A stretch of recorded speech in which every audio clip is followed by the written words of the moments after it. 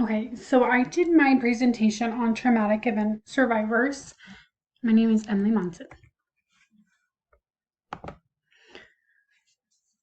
So the media portrays traumatic event survivors in interesting ways, mostly as weak individuals who need a lot of help.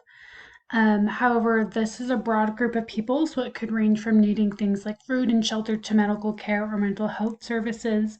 But oftentimes, when you see it on the media, it's people who are like staying home all day and just aren't taking great care of themselves. For family support, traumatic event survivors, they do need a lot of support. So, whether it's friend or family, um, who support them, but they need help with housing and food and things like medical and mental health services. And then without these support systems, people who are recovering from traumatic events will isolate and have an increased amount of depression and anxiety. So, the roles of peers, like I said, they need peer support because feeling judged or afraid of peers could lead to increased depression and isolation. In some cases, traumatic events are cyclical in nature, such as like domestic abuse, substance abuse, or parents in the military service. Like if your parents were in the military, you were more likely to join the military. And then also with domestic abuse, if you grew up in a domestic abuse household, you're more likely to tolerate that in your own household. But things like environmental disasters or hostage situations are not in a cycle, those just happen randomly. As far as the legal and politics go, so many states and countries have relief for environmental traumas, such as like helping hands or other aid relief services, and also things for like homelessness, like shelters, veterans. We have the VA and other mental health resources. However, our resources are not as abundant as they should be. Potential barriers um, and culture. So something like people might say that, oh, you weren't supposed to have sex before marriage, so it's kind of your fault, versus no, it was a rape. Or a big stigma with mental health is like, oh, just choose to be happy instead of no, I'm actually clinically depressed. And then there's people out there who think that the government shouldn't give any handouts rather than the government giving financial help to those who need it. As far as like an international scope, um, traumatic events happen all over the world, so really it applies to the whole world. Health disparities in socioeconomic status, so survivors with less money or education often struggle to find resources.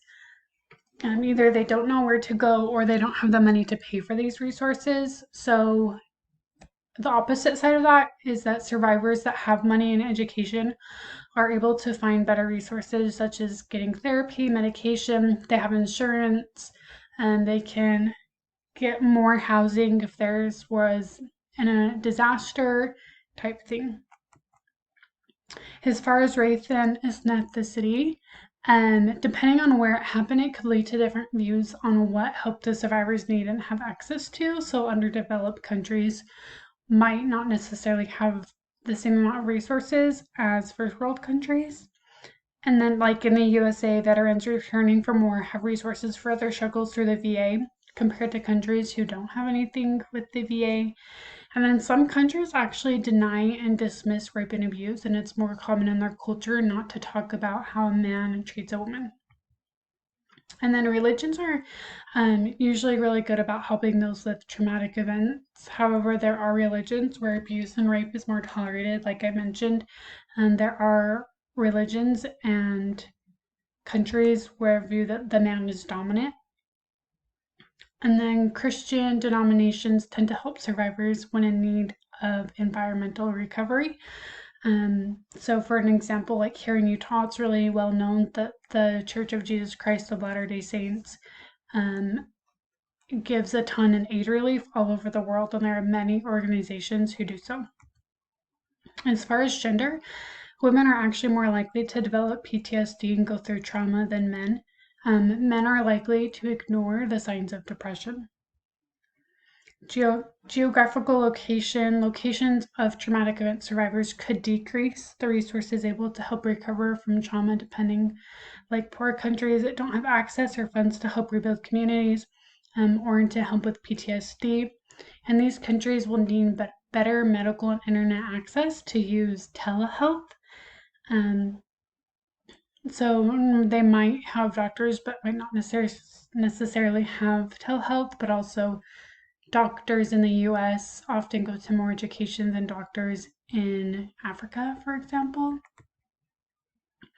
So some biases for implicit, like homeless, oftentimes we see them, we're like, oh, they're scary, or other survivors.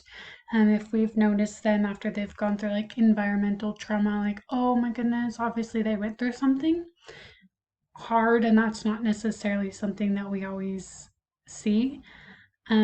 However, explicit, some biases are people are really appreciative of the military, which is awesome, but sometimes they don't.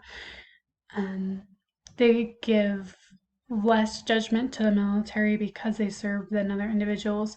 Or one that's really big is, what was she wearing for rape, instead of just acknowledging that she was raped. Or someone, example, like, how can I help them because they just lost their house? That is a bias, rather than contributing money to someone that you don't know hasn't lost your house. As far as the international scope, so like I said, it's really broad. Traumatic event survivors happen all over the world, but there's a huge stigma of mental health wherever you go. So that's something to be really knowledgeable of, and that's something that I'm trying to do in my own nursing practice, is to decrease the stigma of mental health. And then I have quite a few references.